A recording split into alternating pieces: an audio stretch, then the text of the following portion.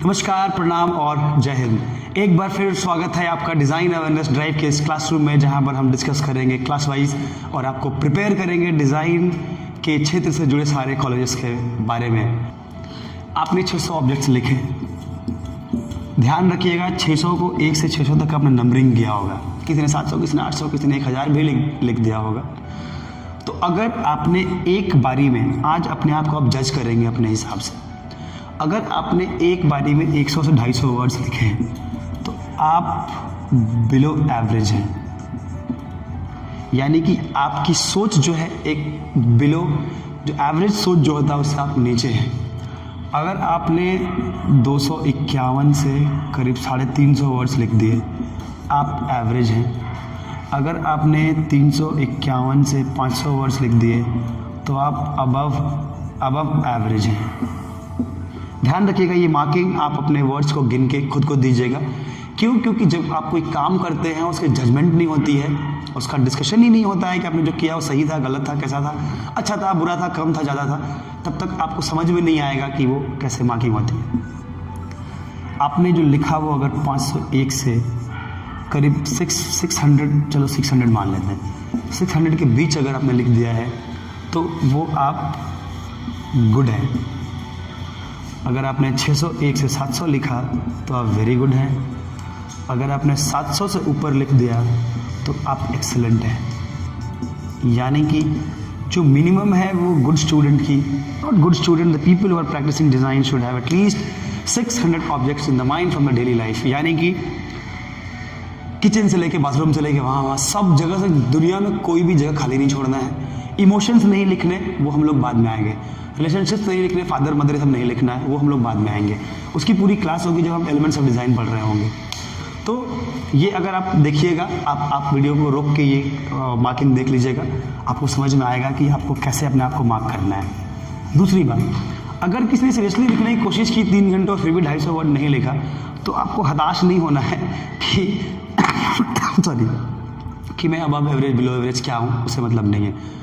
Point ये है कि अब जब हम नहीं लिख पाए तो मे बी हम उस अलाइनमेंट में नहीं हैं, हम अपने प्रोसेस को एक लेवल पे उसको स्पीड अप नहीं किए, या फिर हमें ज़रूरत नहीं पड़ी, हम उसमें कभी गए ही नहीं, तो कैसे आदत बनेगी। तो अब हम लोग क्या करेंगे कि अगर पहले मैं कभी भी प्रैक्टिस करने की प्रोसेस नहीं बताता हूँ, उसका रीज़न है।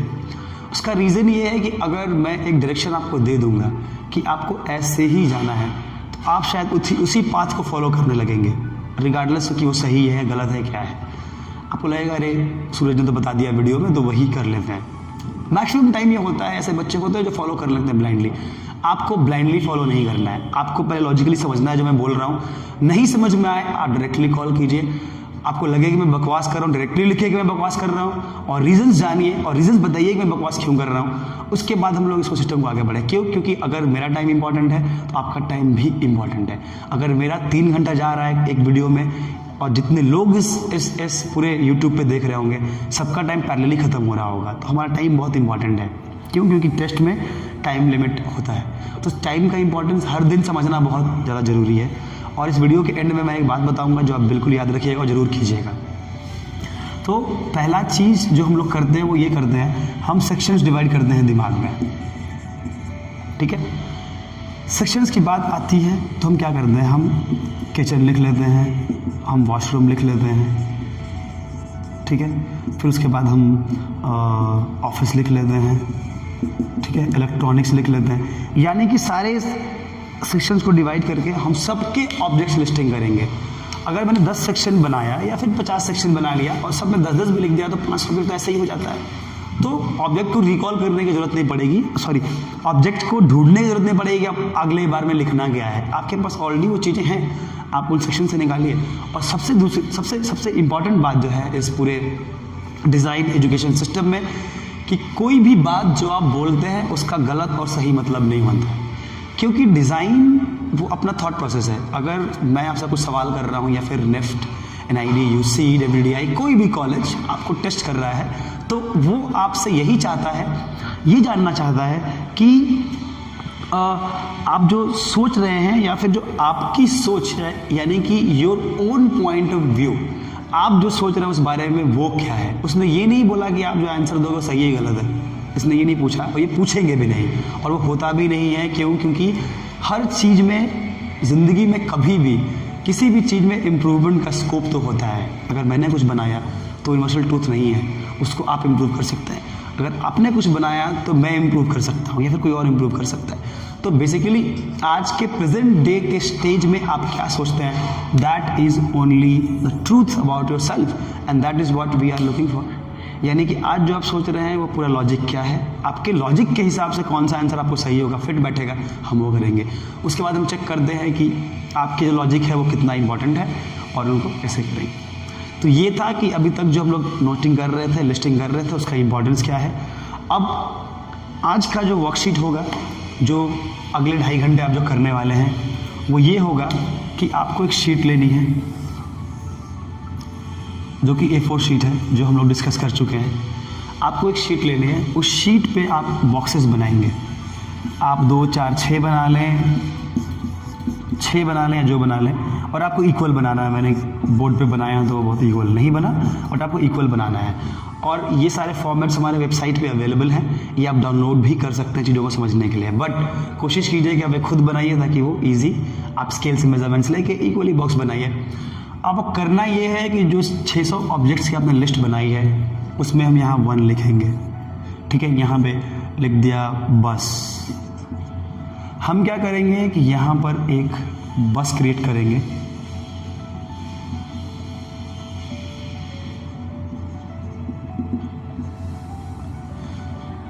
इस एक्सरसाइज का इम्पॉर्टेंस ये है और इसकी खूबसूरती ये है कि यहाँ पे मेरे लिए बस क्या है वो इम्पॉर्टेंट है। बस कैसा होता है वो बाद में देखेंगे, पूरी क्लास ही वही है और पूरा डिस्कशन का सिस्टम ही वही है। अब मैं एक बॉक्स बना के एक्सप्लेन करूँगा उस बस के बारे में कि करना क्या है इस असाइनमेंट में। अगर मैंने एक बॉक्स को ऐसे ले लिया और मैंने बताया कि मेरे लिए यही बस है, फॉर एग्जाम्पल, मुझे पता आप इसे बेहतर बनाएंगे, आप उसकी चिंता ना करें। ये ड्राइवर की सीट है, एक इमरजेंसी खिड़की होती है, किसी में विंडो होता है, किसी में ऐसा निकला होता है, व्हील्स ऐसे होते हैं, इस तरह से। For example this is a बस फॉर मी। अगर मेरे लिए बस है, इस असाइनमेंट की बात बोल रहा हूँ मैं कि जो 600 ऑब्जेक्ट्स आपने बनाए हैं, एग्जैक्टली 600 ड्राइंग्स आप करेंगे, फास्ट ड्राइंग्स, जितनी जल्दी बात हो जाए। मुझे सुंदर बस नहीं चाहिए, आप जो ऑब्जेक्ट बना रहे हैं उसमें खूबसूरती नहीं होनी चाहिए, टेक्निकली सही है नहीं है, I don't care, even you should not care. आपको बस करना ये है कि मेरे लिए एक बस में क्या क्या यूज़ होता है वो तो आप बनाएंगे। व्हील्स होते हैं, गेट्स होती हैं, विंडोज़ होते हैं, मिरर होता है, हेडलाइट होना चाहिए, वो है। अगर इन चीज़ों को आप एक बार रिकॉल कर लें, इस असाइनमेंट का पर्पस जो है सर्व हो जाता है। उसके बाद बस एक्चुअली कैसे बनेगी और कैसे बनाएंगे वो पूरा का पूरा क्लास आपको हम देंगे और पूरा का पूरा बात हमको समझाएंगे स्टेप वाइज। और आप विश्वास आप खुद नहीं कर पाएंगे कि आपने अगले 2-3 क्लास के बाद एक अच्छा ड्राइंग, एक अच्छा फॉर्मेटिंग और सब चीज़ को बढ़िया समझाने आप लगे। तो ये चीज़ है। तो नेक्स्ट प्रोसेस ये है कि you have to come up with 600 sketches. आप 600 स्केच आप ड्राइंग करके आप हर एक से लेके 600वें बॉक्स तक अपने पास रख लेंगे आप। और इसमें से आप कुछ भी मिस करेंगे, और मैं बता रहा हूँ कि एक स्केच में it should not take more than 5 minutes. जो भी ऑब्जेक्ट आप बना रहे हैं उसमें आपको 5 मिनट पर स्केच देना है। यानी कि अगर 600 ऑब्जेक्ट्स आप बना रहे हैं तो 3000 मिनट आप दे रहे हैं। 3000 मिनट आपको डिवाइड करना और धीरे धीरे धीरे आपको बनाते रहना है।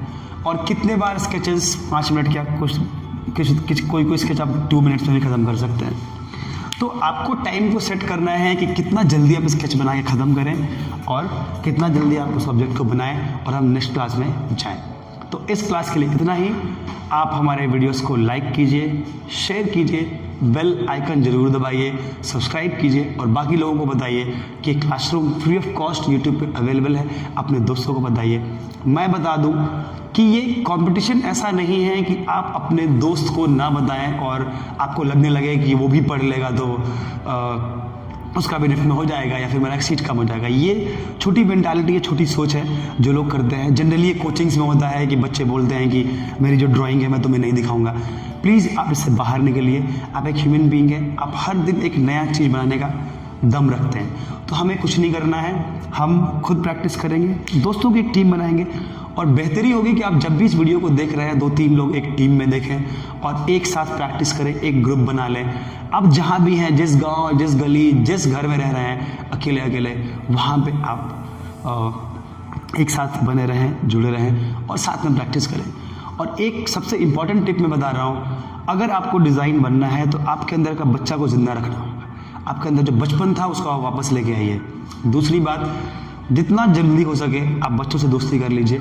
हर दिन शाम में बच्चों के साथ आधा घंटा 1 घंटा बिताइए। और सबसे इम्पॉर्टेंट, आपको एक रिस्ट वॉच, एक घड़ी खरीदनी है ताकि आप जब भी अपना प्रैक्टिस करें, टाइम लिमिट देखें तो प्लीज़ आप घड़ी अपने हाथ में पहने, आप टाइम को देखते रहें। कोई भी बहाना ये नहीं बनाएगा कि मेरे पास टाइमर है, मोबाइल है, ये है, वो है, ये सब बहाना है। आप प्लीज़ आदत डालिए घड़ी पहनने की। क्यों? क्योंकि एग्जामिनेशन में आपको मोबाइल नहीं मिलेगा, आपको अपनी घड़ी देखनी होगी। तो आप अभी से ही अपने टाइम को, मैंने बताया था कि एग्ज़ाम के इस क्लास के लास्ट में एक बात बोलूँगा मैं, ये सबसे बड़ा मंत्र है। अगर आप अपने घड़ी पहना हुआ है तो आपके टाइम पर कंट्रोल है। मैं ये नहीं बोल रहा हूँ कि आप जाके माँ बाप से लड़के या फिर अपने बच्चों के लिए महंगी घड़ी खरीद के ला दें, मैं बिल्कुल नहीं बोल रहा हूँ। आप जब क्लास में होते हैं, मेरे इस क्लास में होते हैं या फिर प्रैक्टिस करो, तभी आप घड़ी को पहने। प्लीज़ आप वॉल क्लॉक ठीक है रहेगा, बट घड़ी खुद पहने, बार बार टाइम को देखें। आपको पता होना चाहिए कि एक चुटकी बजते ही ज़िंदगी का 1 सेकंड ख़त्म हो जाता है जो ज़िंदगी में कभी वापस नहीं आता है। प्लीज़ जुड़े रहिए, बने रहिए और नेक्स्ट क्लास में मिलेंगे आपके स्केचेस के साथ। जय हिंद।